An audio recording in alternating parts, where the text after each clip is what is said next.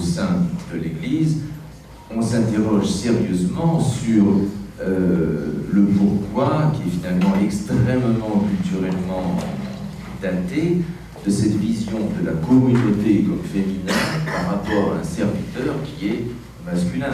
Moi, ça m'intéresse parce que exactement de la même manière que Irène Théry et d'autres montrent à quel point l'image du couple marital s'est imposée à un moment donné de manière très particulière dans l'histoire des idées occidentales, à quel point nous découvrons que dans beaucoup d'autres sociétés, ça n'est pas l'atome de parenté, ça n'est pas le lien fondamental qui fait la société. Ça peut être des rapports père-fils, ça peut être des rapports frères-sœurs qui sont beaucoup plus mis en avant. Si on fait cette comparaison anthropologique sur les questions de genre, on arrive à des questions que vous amenez dans votre texte. Au fond, pourquoi faut-il penser nécessairement que la communauté ecclésiale doit être du féminin et que son serviteur doit être du masculin? Dès que la question est posée, c'est évident que les portes sont encore plus ouvertes pour reconsidérer les choses comme vous le dites. J'ai 3 remarques préliminaires. La première est celle-ci, c'est que dans mon texte, je dis effectivement que cette imagerie époux-épousaille concernant l'Église se heurte à des difficultés linguistiques. Par exemple, en néerlandais, vous êtes professeur à Amsterdam, je crois, Kirk est du masculin. Et donc, selon la langue que vous parlez, ça ne marche pas. C'est-à-dire la réalité linguistique. Mais une autre note dit ceci, et mon collègue ici à ma droite va sûrement infirmer ou confirmer ce que je dis. J'ai trouvé dans Jean Godmet, que l'on a déjà cité tout à l'heure, que l'idée de l'évêque époux de l'Église n'est strictement inconnue avant le XIIe siècle. Elle est l'œuvre non pas de théologiens, on pourrait le penser à cause du texte des Éphésiens, mais ce sont des canonistes qui l'ont inventé. Et pour quelle raison ceci renvoie aux précautions méthodologiques qu'Irène nous envoie toujours? Ça n'a rien à voir avec le sexe ou quoi que ce soit. C'est pour éviter que les évêques qui ont des petits diocèses pauvres ne veuillent aller dans des diocèses plus riches, c'est-à-dire pour éviter la promotion des évêques qui jamais ne va du diocèse de Paris à un diocèse crotté du côté de Carcassonne, mais toujours en sens inverse. Et alors là, donc, ils ont inventé cette affaire. À partir du XIIe siècle, on ne peut plus se divorcer en Occident, ou difficilement. Et donc, on dit l'évêque est marié à son église. Mais ensuite, si on fait l'histoire, la Wirkungsgeschichte de cette affaire canonique, on s'aperçoit que ce n'est jamais relevé, jamais thématisé. Et donc, ceci est une chose très contemporaine. Et je soupçonne, mais le soupçon est vilain, j'espère que vous allez m'éclairer là-dessus, je soupçonne que c'est une accélération devant les questions de genre.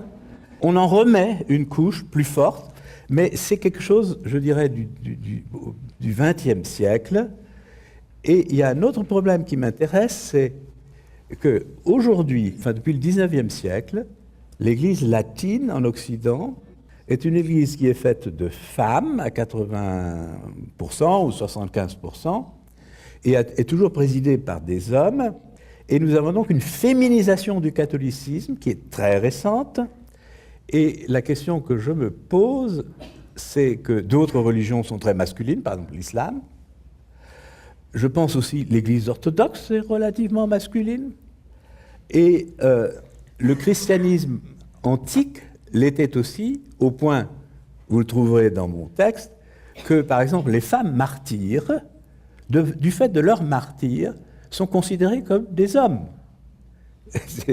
Donc, je ne sais pas qu'est-ce que vous pouvez m'apprendre là-dessus, mais je serais heureux de savoir cette féminisation du christianisme. Elle joue probablement un rôle dans cette affaire. qu'est-ce qu'elle a comme fondement, etc. Pour ce qui est alors de... Ici, nous sommes un interdisciplinaire, c'est-à-dire que quand vous dites pourquoi est-ce qu'on doit continuer à traiter l'Église comme féminine et le prêtre comme masculin, il faut dénouer ces deux termes, car ils ne sont pas en corrélation. Les questions de l'ordination sont tout autres, c'est-à-dire si quelqu'un... Quelles sont les conditions pour être ordonné? C'est que vous ayez la foi de l'Église, que vous soyez accepté par l'Église comme étant à sa tête, et que vous recevez la grâce pour ça. Et que vous soyez capable donc de représenter l'Église lorsqu'il y a des conciles, lorsqu'il y a des synodes, etc. Et donc, si une chrétienne, dans une société où c'est pensable, avait toutes ces qualités, sa foi est certaine et éprouvée, elle est reconnue comme pouvant représenter la foi et la communion de l'Église, si elle recevait la grâce pour présider à l'Église dans une situation qui n'est pas la Haute-Égypte, mais qui serait la communauté catholique en Norvège, vous voyez, je ne vois pas d'obstacle vraiment fondamental. Les obstacles dans la tradition, je ne les ai pas nommés, mais c'est intéressant. Saint Thomas d'Aquin, par exemple, prend cet exemple-ci. Il dit, si un évêque, par erreur, trompé, ordonne en même temps un esclave, au Moyen-Âge il y a encore des esclaves, et une femme, l'esclave sera ordonné réellement, validement. Pourquoi? Parce qu'il est en esclavage par accident. Tandis que la femme est en état de subjection, de soumission, par essence. Et donc, si on fait l'histoire des raisons de l'exclusion des femmes, il y a beaucoup à apprendre de l'anthropologie historique, me semble-t-il. Et donc, pour répondre au fond de votre question, je ne sais pas ce que le pape François a fait, naturellement qu'il recourt à la catégorie de féminin sans F majuscule, mais ça me rappelle un peu Gertrude von Lefort, la femme éternelle, et je ne pense pas que c'est dans cette direction qu'on puisse aller. Je ne sais pas ce qu'il en sera du tout. Pour toi, Pascal, la question, pourquoi la dimension de la culpabilité, de la honte de la femme est-elle si ancrée dans la Bible? Peut-on en conclure à un certain contrôle, une certaine hiérarchie? Alors, je ne vais pas parler de cette question-là, avec une culpabilité de la femme, donc est-ce que c'est intéressant que la personne puisse... La culpabilité et la honte, les deux questions sont soumises. Oui.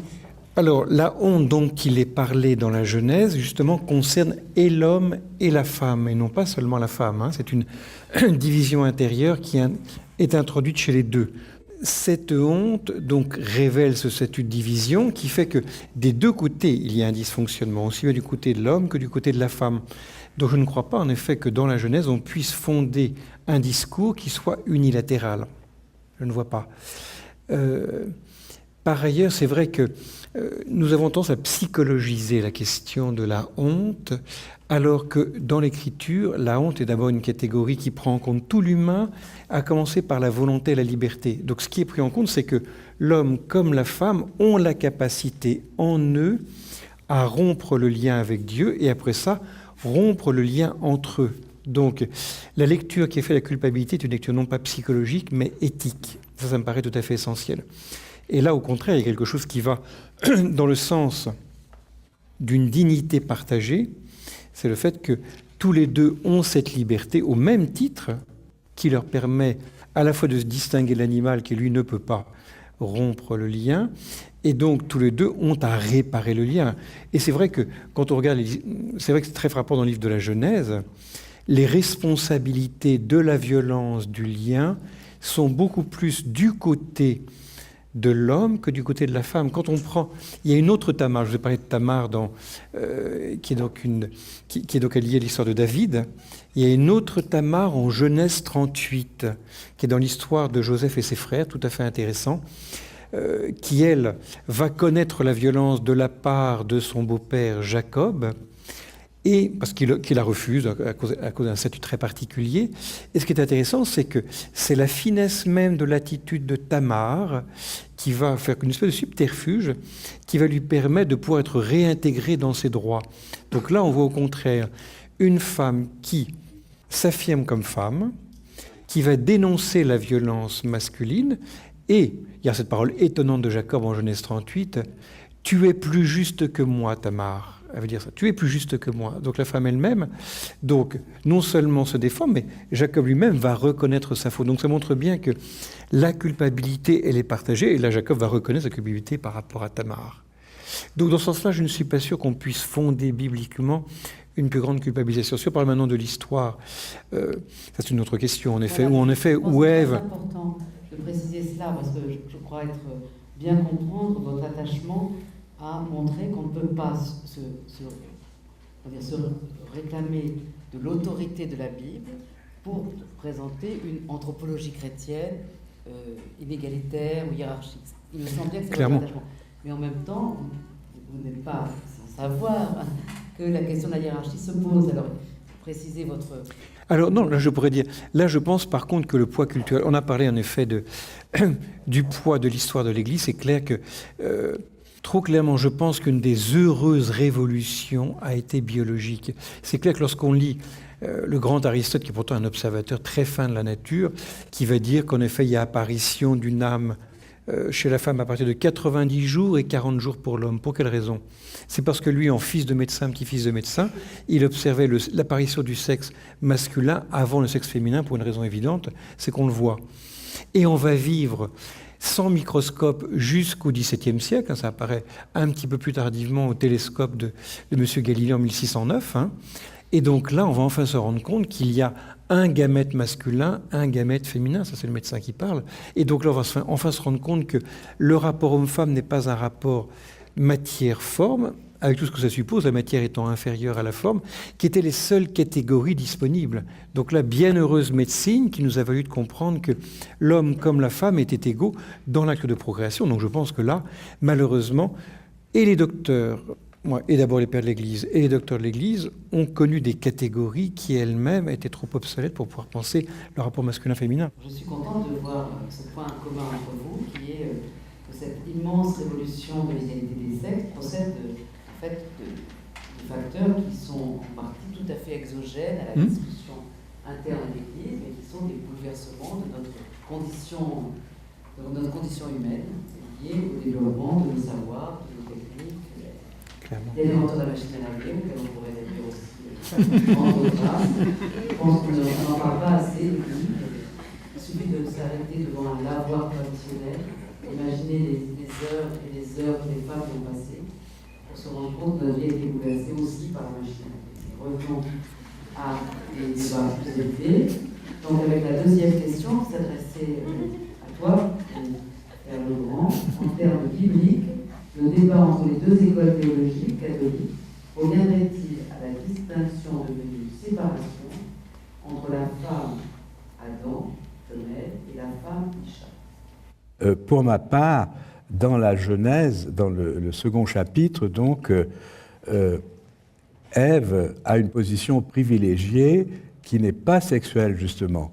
C'est-à-dire, elle est le vis-à-vis d'Adam, qui est presque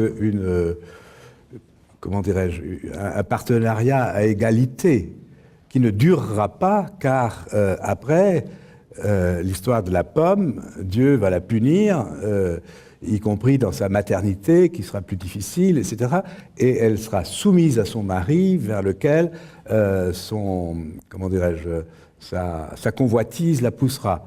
Mais dans le chapitre 2, il ne s'agit pas de ça. Il s'agit au contraire qu'elle est le vis-à-vis d'Adam, donc un statut tout à fait remarquable et qui n'a pas de lien, me semble-t-il, à la sexualité. Quant à la deuxième question, mais je laisserai répondre sur la Genèse, quant à la deuxième question, c'est est-ce qu'on peut rattacher ce que j'ai appelé deux écoles? Je ne le crois pas du tout. Je crois au contraire que ce sont deux écoles dont les épistémologies ne sont pas identiques, c'est-à-dire il y a une épistémologie qui accepte qu'en théologie, tout est historique sans se réduire à l'histoire, bien entendu. Et tandis que la première école, symboliste ou symbolique, au fond, ontologise des symboles dont on ne restitue pas, au moment où on les ontologise, l'enracinement à la fois social et etc. Et ce que ces deux écoles ont, je crois que la seconde école a plus d'intérêt que la première, c'est que la seconde école permet de mesurer quelque chose, ceci, c'est quelle est l'ombre portée sociale des symboles religieux. C'est-à-dire, la manière dont on symbolise les choses produit des effets dans la réalité. Ce n'est pas le rapport entre langage et réalité qui est plus distendu, mais je crois que les symboles religieux ont plus d'efficacité sociale sur la perception que les femmes ont d'elles-mêmes, si leur destin est entre Ève et Marie, par exemple. Eh bien, je crois qu'une approche où la théologie fonctionne de façon pluridisciplinaire est ouverte aux sciences humaines, sans du tout en faire les sciences humaines sont limitées, etc. Mais cette direction-là permet d'avancer beaucoup et permet aussi d'être pas universaliste, c'est-à-dire que être femme aux Caraïbes, ou être femme en Haute-Égypte, ou être femme en Norvège, tout ça c'est des femmes catholiques, mais on ne doit pas, si une hiérarchie quelconque voulait les mettre dans un même moule, ce serait évidemment une erreur. Tandis que si vous fonctionnez exclusivement aux symboles, là les symboles sont universellement valables, surtout abstraits de leur soubassement sur la Genèse. En fait, il n'y a pas deux couples, il y a trois couples, si on regarde bien. C'est plus complexe. Donc, il y a bien sûr masculin, féminin. Alors, mâle-femelle en Genèse 1, donc là, qui est véritablement physiquement enraciné. Le couple, en fait, Adam-Ève n'apparaît pas en Genèse 2. Ça apparaît après. Je n'ai pas eu le temps d'en parler. Ça apparaît en Genèse 3. Hein, Eva, Hava, en hébreu. En Genèse 2, on a Ish et Isha. Et ça, c'est un rapport, comme je dis tout à l'heure, entre donner et construire, avec tout le travail d'appropriation qui se fait en Genèse 2. Et intéressant de voir que c'est Dieu lui-même qui nomme la femme Hava. C'est pas l'homme, quand il autonome celle qui est son vis-à-vis, dénomme celle qui est son vis-à-vis, il la nomme Isha.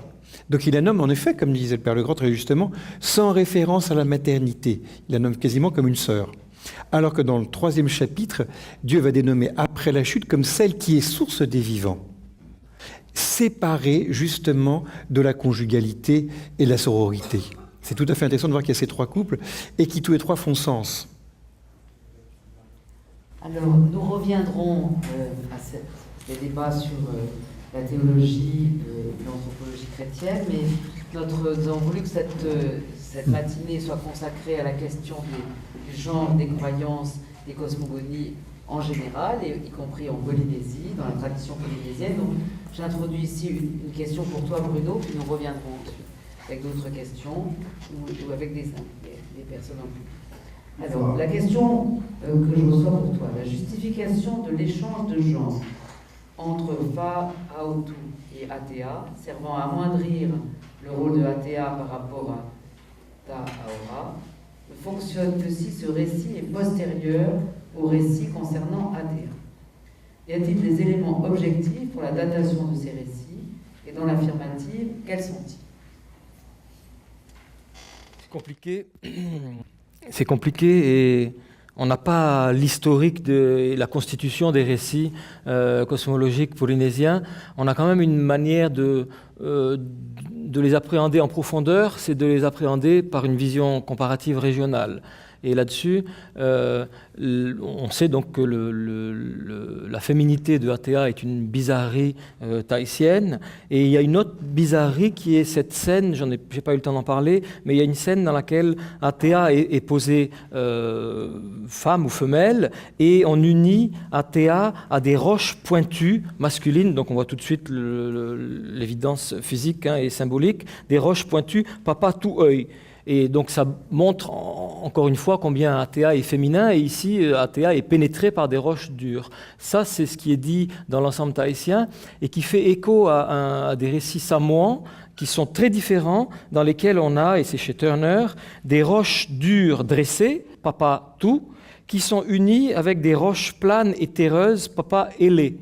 Et c'est tout à fait différent, puisqu'il s'agit d'unir à nouveau du dur et du souple, etc., et deux papas, mais on n'a pas du tout l'Atea là-dedans qui serait pénétré. Donc il y a différents éléments de récit qui insistent sur la féminité de Atea, et c'est sûr qu'on le trouve dans la Polynésie de l'Est, ici, en tout cas dans l'ensemble tahitien, pas beaucoup plus à l'Est, au Gambier ou aux Marquises, mais dans l'ensemble tahitien, et on le trouve pas à l'ouest et pas plus à l'est. Donc ça veut dire qu'il y a eu un développement significatif à un certain moment dans la religion tahitienne qui a posé cette féminité de Atea.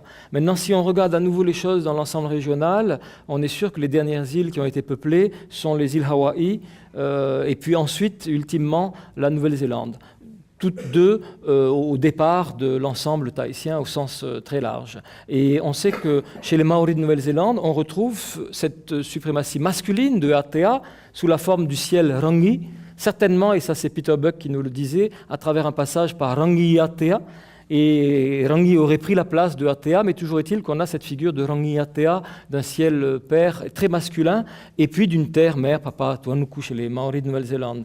Ce qui semble vouloir dire qu'au moment où les Tahitiens sont partis en Nouvelle-Zélande et sont devenus des Maoris, il y avait encore, et c'est pour ça que les Maoris de Nouvelle-Zélande auraient gardé la mémoire, si l'on veut, de cette union binaire d'un ciel masculin et d'une terre féminine. Donc ça n'existait pas encore à Tahiti, la subversion de tout ça par un dieu très macho qui est Aroa et qui va écraser un peu tout le monde et écraser Atea. Donc on est sûr que l'infériorisation de Atea s'est produite dans l'ensemble tahitien postérieurement au départ vers la Nouvelle-Zélande, qui remonte peut-être vers le XIe ou XIIe siècle. Moi, je pense, compte tenu du développement et des évolutions de la religion tahitienne, que c'est beaucoup plus tard, sans doute, peut-être le XVe, XVIe, XVIIe siècle, mais évidemment, on n'a pas les moyens de dater tout ça historiquement. Mais la comparaison régionale nous permet quand même de voir le caractère unique de certaines situations. Et le schéma général, c'est l'union d'un Atea masculin avec une terre papa. Merci, Irène. Une question pour Henrik. Je ne suis pas historien et donc mes connaissances historiques sont fragmentaires, mais tout de même, quand on lit par exemple un historien comme Brodel, on sait qu'on ne peut pas parler du Moyen-Âge chrétien sans parler du Moyen-Âge islamique, qui est tout à côté, qui est en Espagne dominante, je recule un peu, mais qui est aussi en France, et qui donc aussi bien influence que sert d'opposition pour ce qui se passe dans le milieu intellectuel moyenâgeux. Et donc, on sait bien que l'islam, à l'époque, était bien plus éclairé et d'une façon philosophique, mais aussi on a des poèmes d'amour, donc une élaboration d'une certaine émotionnalité dans les relations hommes-femmes. Et alors, est-ce qu'il y a une évidence que ce qui se passait à côté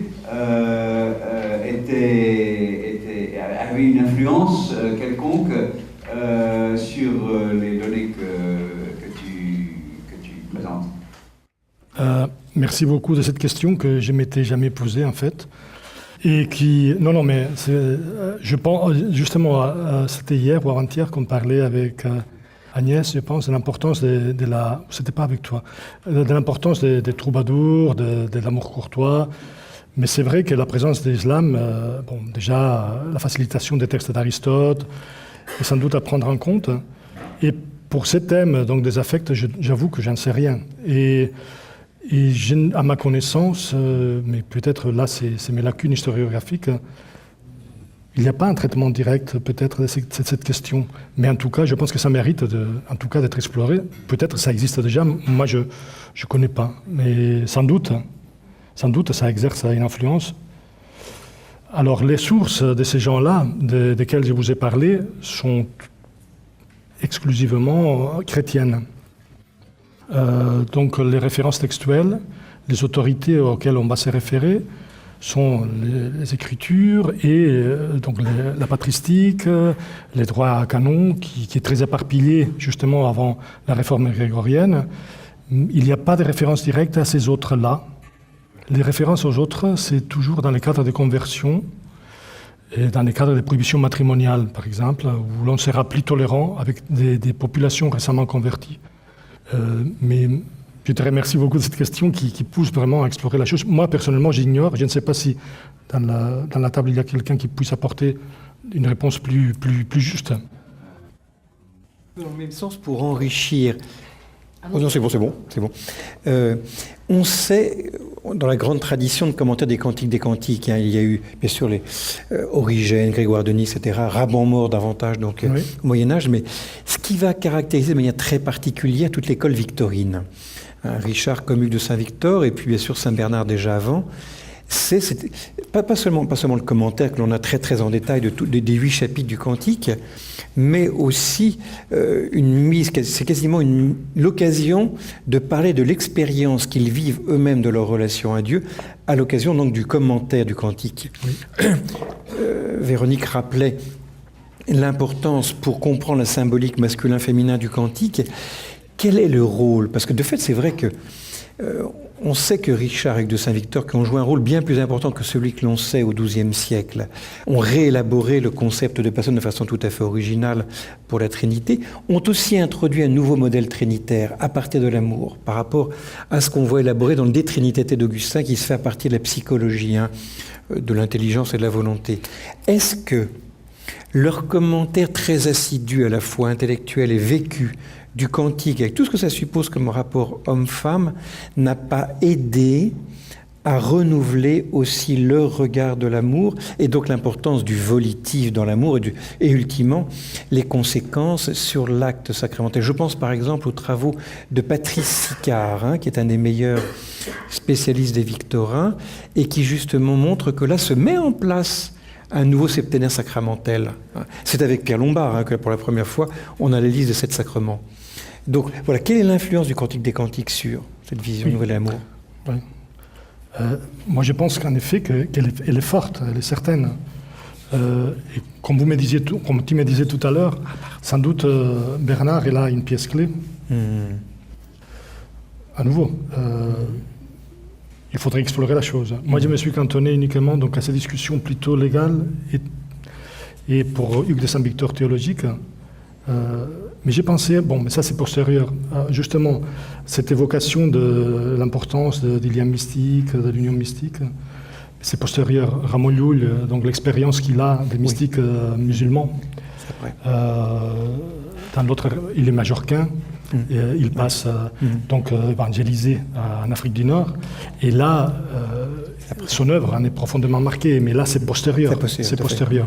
C'est le XIIIe siècle déjà. Ce que je peux dire. Alors, merci beaucoup. J'avais une autre question. Pour le fait d'engendrer la vie pour la femme, pourquoi souligner la souffrance en réponse à une punition divine? Que penser de l'ordre de donner la vie d'un point de vue, de l'acte, pardon, de la vie d'un point de vue biblique? Non. C'est une vaste question, là encore, un vaste programme. Hein.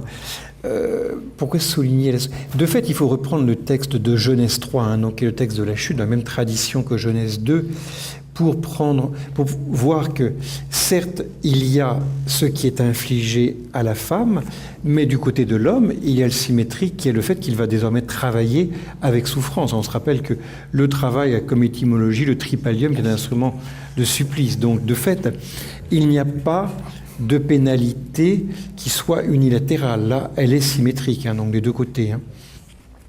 Et ce qui est intéressant de voir aussi, c'est que, là encore, dans une vue biblique complète, si on n'a pas eu du Cantique des Cantiques, à aucun moment, dans le rapport entre le bien-aimé et la bien-aimée, il n'est parlé d'enfant. C'est un chant d'amour qui est d'abord un chant de célébration mutuelle. Et quand on relit, c'est intéressant de voir même dans la tradition hébraïque elle-même, c'est considéré comme étant le livre par excellence qui est le sommet même du Nouveau Testament. Et donc, ce n'est pas un choc qui fait intervenir la vie, mais au contraire, d'abord la célébration des épousailles. Il y avait une autre question qui était là. Ah oui, pardon, oui, j'avais retourné. Je vais la lire, si vous voulez bien. Voilà, parce que je ne la trouvais plus.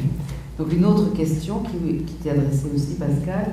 Quelle est la place et l'importance de la chute dans la problématique de l'identité de genre?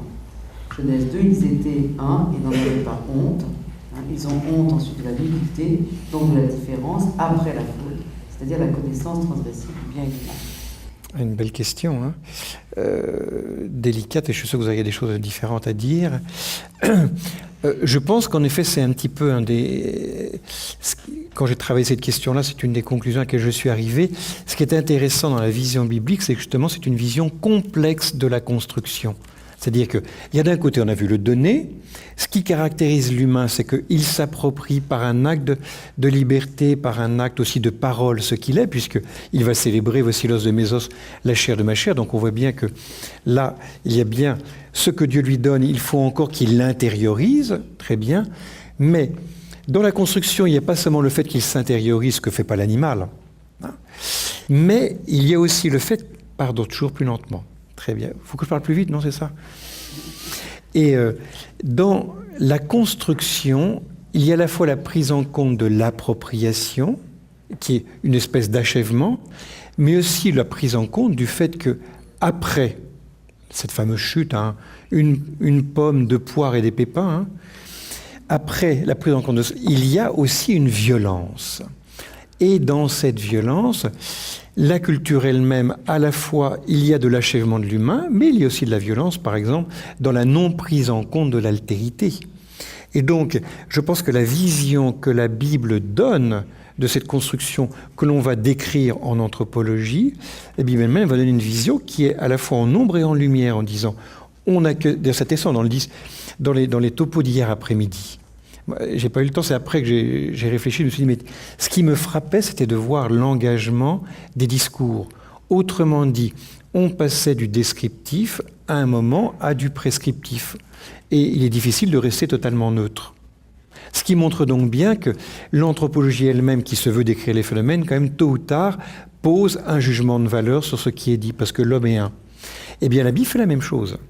La Bible elle-même constate, mais elle dit aussi, attention, l'être humain aussi introduit la violence, et cette violence est à purifier. Donc dans ce sens-là, c'est vrai que la relation elle-même est habitée par cette violence, comme j'ai montré dans les exemples tout à l'heure. Donc une vision non naïve, mais en même temps une vision d'espérance.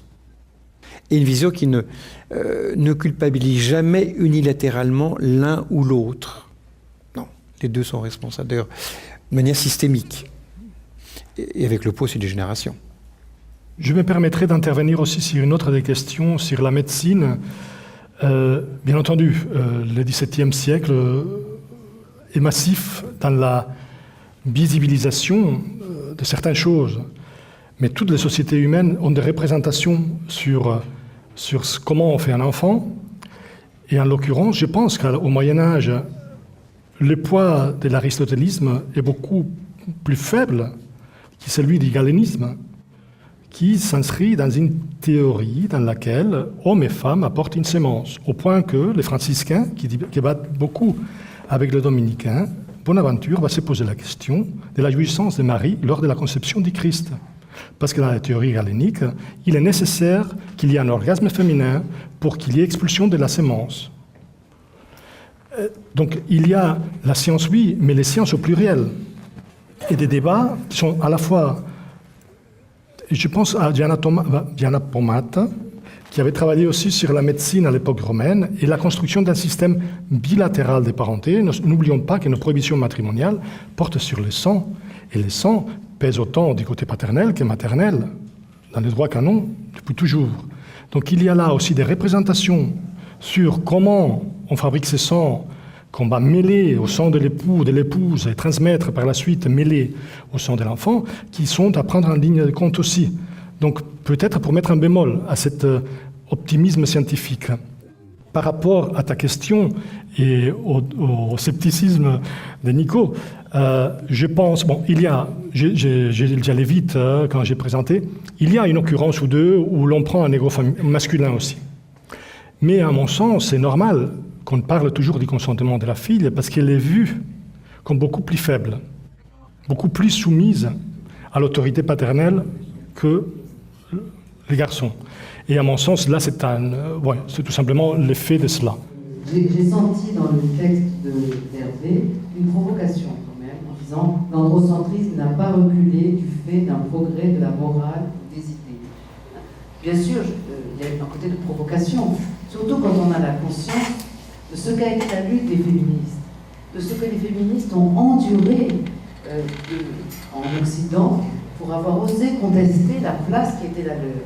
Ce qu'elles ont enduré de moqueries, c'est inimaginable. Et donc, dans les sociétés, il y a des luttes d'idées, il y a des luttes de valeurs, il y a des révolutions des valeurs. Et de ce point de vue-là, tous ceux qui meurent pour les idées le savent. Donc, on ne peut pas réduire cette immense question de l'égalité des sexes à simplement un changement d'un contexte matériel. Et c'est vrai, bien sûr, dans toutes les parties du monde aujourd'hui. Pensez aux femmes qui aujourd'hui sont dans les révolutions du Maghreb, par exemple. Ce qu'elles risquent à devoir revendiquer leur liberté, l'égalité.